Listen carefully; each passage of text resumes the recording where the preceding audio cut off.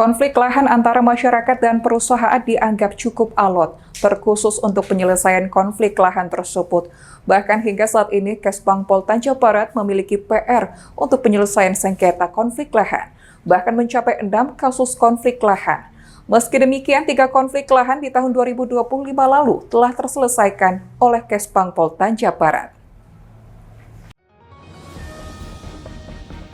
Hingga tahun 2026 ini atau bulan ini, penyelesaian konflik lahan antara masyarakat dan perusahaan masih cukup alot dalam hal proses penyelesaian konflik lahan tersebut. Sebab di sini pemerintah kabupaten melalui Kesbangpol Tanja Barat sebagai fasilitas dan mediasi terkait konflik lahan tersebut.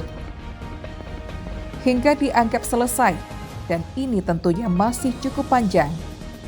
Sebab dari data yang dimiliki Kesbangpol sendiri, terdapat 6 konflik lahan yang ditangani pemerintah kabupaten, terkhusus melalui tim penanganan konflik lahan. Dalam kesempatan ini, Kabid Bina Ideologi, Wasbang, dan Waspatnas Kesbangpol Tanja Barat, Hilal Badri membenarkan jika hingga saat ini terdapat 6 kasus konflik lahan yang tengah ditangani. Bahkan jumlah tersebut kian turun dibandingkan tahun lalu. Sebab tahun lalu terdapat 9 kasus konflik lahan, namun 3 kasus konflik lahan tahun lalu telah diselesaikan. Selain itu, dari 6 kasus yang ditangani saat ini, setidaknya 1 kasus menjadi target dari pihak Kesbangpol untuk segera diselesaikan. Meski demikian, upaya yang dilakukan pemerintah kabupaten sendiri setidaknya telah memfasilitasi sesuai tupoksi atau dari akar permasalahan konflik lahan tersebut. Konflik di tahun 2025 kemarin berjumlah 9, selesai 3,